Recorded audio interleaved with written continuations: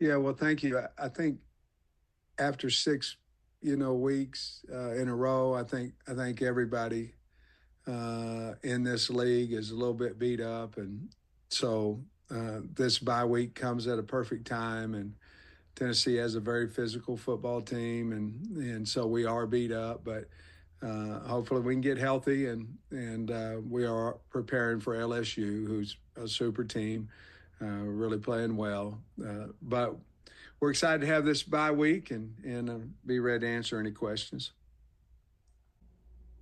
All right, first up, our next question will come from Andrew Hutchison of the Best of Arkansas Sports. Hey, Coach. Did we have a question? Did we have a question? I didn't hear it if we had a question before, Andrew. Did we? No, sir, we did not. Okay. Okay. All right. All right. Yeah, Coach. I just wondered if you had any update on Taylen. I know you mentioned after the game it was an MCL. Is there any update on his diagnosis and kind of how he's approaching this week? Well, we don't think it's MCL now. More of a bone bruise, and very very sore on him. So hopefully he'll be back by LSU. It'll kind of be day to day right now, but um, our diagnosis was there was not any ligament damage. And I was also wondering about Patrick Kudus and Jalen Braxton. I know those are a couple of guys that have been out. Just kind of what's the latest on those guys? Well, we're certainly hoping they can come back. Cooters practiced yesterday. We'll practice again today. Braxton will be ready by Thursday. So hopefully we can get some of those guys back. Thanks, Coach. Next, we'll go to Bob Holt of the Arkansas Democrat Gazette. Hey Sam, we know Rodney Hill missed the game, and R-Dub got some work. I guess first off, what did R-Dub do to get some reps? I know it was limited, but I just think he did. And then Rodney, I think we heard on TV it was a knee thing too. If you can update. Yeah, MCL. Rodney, we expect to be back by Monday. Probably not this week, by Monday. And R-Dub, had a couple of nice runs and a pass catch out of the backfield. He's been practicing well. He was hurt. His time was cut because he had been injured.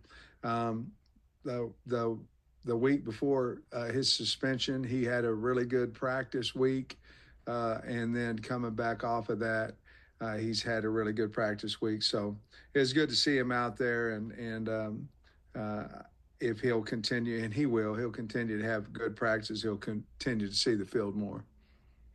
I don't know how many guys have kicked two different kickers at field goals in a big game like that, but that happened for you. I guess how's Ramsey doing, and how do you feel about your kicking situation with those guys? Well, I was proud of Shipley to come in, and it wasn't a long field goal, but he made it, and made the extra points, and so I was proud of him to come out there and do that. Ramsey has a significant injury, and so he's going to be out for a while. So those kicking duties will go to Shipley.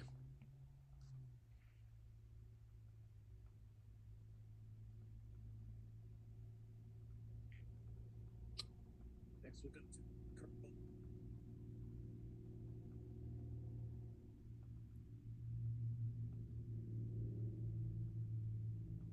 Kurt Holt. Next, we'll go to Kurt Bowles of the Houston Chronicle. Sam, in all your time in the SEC at Arkansas and Georgia, have you ever seen the quality of football teams, top to bottom in the league like this year? And could you see a two-loss team show up in Atlanta in the SEC championship game? Well, there's certainly a big possibility of that. I was thinking about that after our game, and certainly what's gone on in our league just proves you really have to be ready to play each and every week, and but I don't recall a year like this in 2017. Auburn made a heck of a run there at the end, and they'd beaten Georgia, and they beat Alabama and got into the SEC championship game there. I know they had, I don't know how many losses they had, but they made a big run there and end up playing in a New Year's Day bowl, but I can't remember a season since I've been in the SEC quite like this through the halfway part. Thanks, Sam.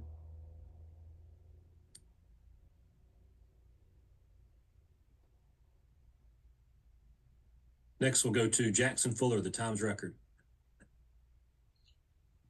Hey Sam, just can you walk us through what's the schedule for this week on the bye week, and how much do things change with a couple weeks off here before LSU? Well, we're trying to get healthy first. I think that's what bye weeks are for. Obviously, if you're looking for some positional changes, getting guys who haven't played for a lot of the season back.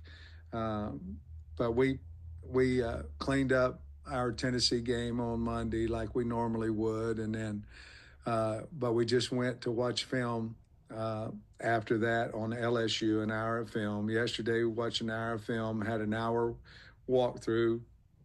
Today we'll have an hour of film. We'll have a practice of about an hour and a half in spiders.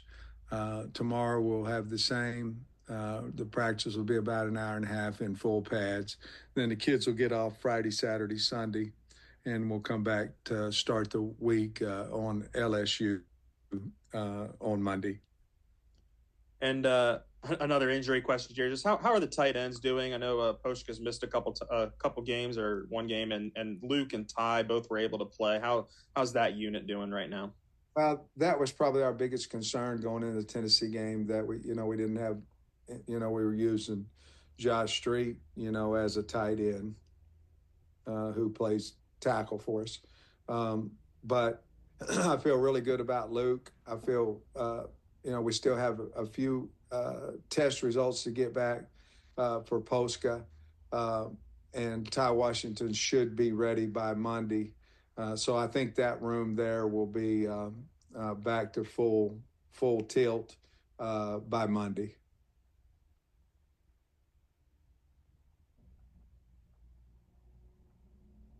Next, we'll go to Tom Murphy, the Arkansas Democrat-Gazette. Hey, Sam, I wonder what you thought of Devin Bale's game. The way he changed the field in the fourth looked pretty big. Well, he had two punts for over 50 yards, his last two punts. The guy's valuable. I mean, he's as valuable as anybody we have, and he's infectious with energy. But he holds for field goals. He kicks off for us, and he's our punter. And he's valuable as anybody we have on the team, and is doing a really good job, and to flip the field a little bit and help us there with his last two punts was huge in the game. I know you targeted Broden for each of the games, but he caught one on this one, and I'm just wondering what that might do for him. Well, he's older, and so I think the one he caught down on our sideline, he got heck knocked out of him, as a good hit by Tennessee's defensive back. But he held on to the ball, and that's certainly got to bring confidence to him. We've always had confidence in him, and hopefully that'll be a catch that will elevate his confidence.